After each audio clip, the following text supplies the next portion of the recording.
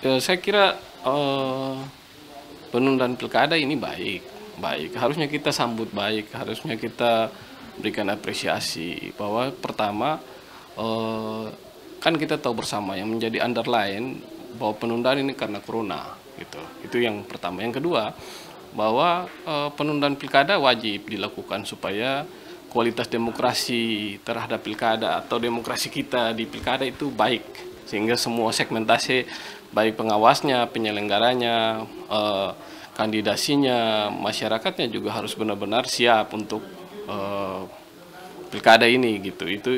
Itu hal yang harus kita pikirkan atau harus kita apresiasi. Yang kedua kan bagus supaya semua stakeholder di bangsa ini atau seluruh anak bangsa itu sepakat atau mari kita sama-sama fokus untuk memutus mata rantai penyebaran virus corona ini.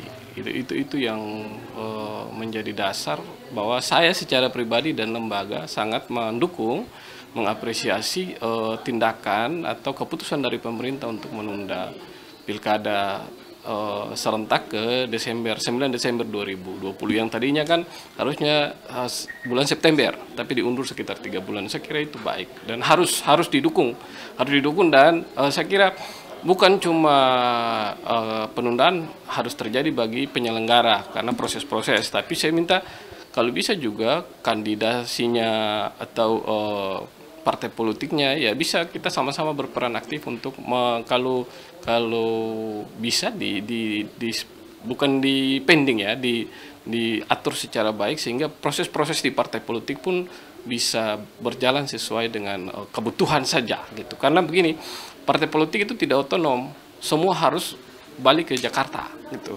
Katakanlah kalau pemerintah sudah menunda, ya partai politik kalau bisa fit and proper testnya terkait rekomendasi-rekomendasi partai itu bukan dihentikan tapi ditunda juga gitu supaya jangan semua kandidat calon bupati, wali kota, bupati di 4 kabupaten khusus di Maluku ini orientasi pikirnya ke Jakarta karena partai tidak otonom.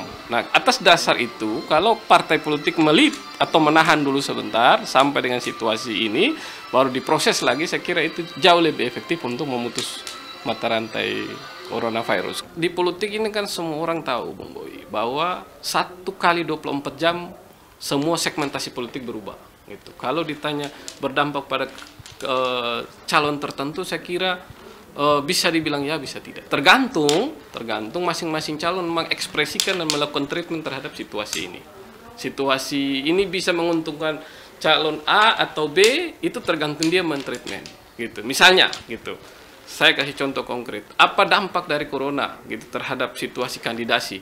Ada kandidat yang sudah dapat rekomendasi bisa saja dibatalkan oleh partai politik. Misalnya dalam masa menunggu ini tiba-tiba kandidat itu bermasalah hukum, rekomendasinya bisa dicopot.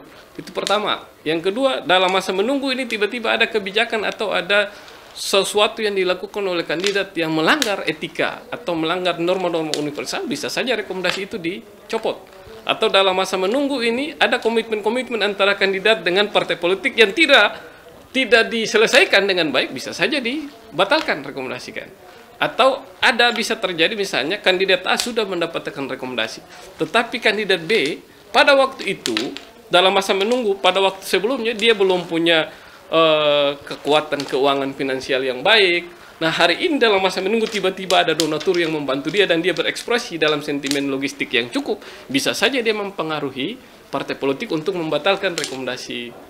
Ya. Namun dalam situasi penundaan sesungguhnya yang sangat untung apabila kalau kita perhatikan dalam segmentasi waktu ini adalah calon-calon independen. Kenapa calon independen? Harusnya mereka sudah diverifikasi faktual.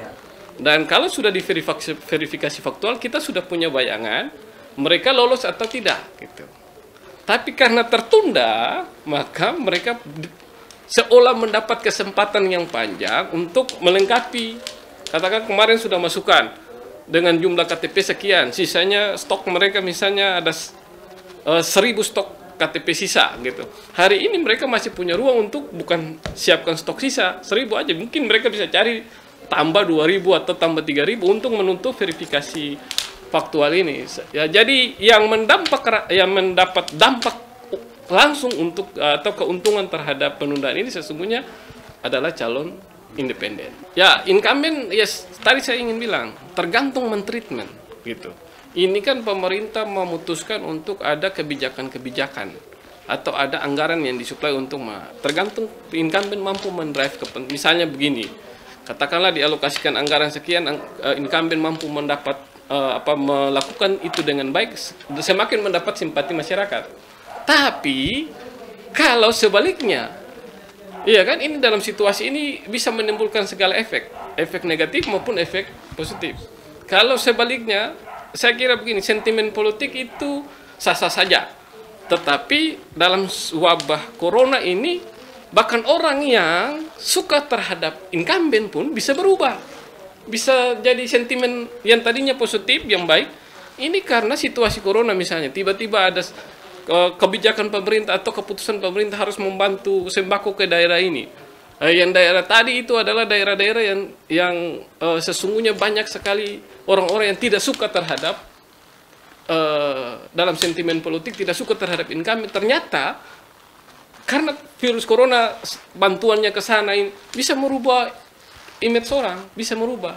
Sebaliknya tempat-tempat yang tadinya begitu banyak sentimen positif terhadap incumbent, tidak ada treatment ke sana, bisa menimbulkan lagi efek, ya orang Ambon ini cemburunya tinggi, orang Maluku ini cemburunya tinggi, Pak Boy gitu kan. Misalnya saya suka sangat dengan Pak Boy, tiba-tiba ada sesuatu yang kebijakan Pak Boy yang tidak sesuai dengan hati saya berubah, dan bisa saja ke teman-teman kandidasi yang lain.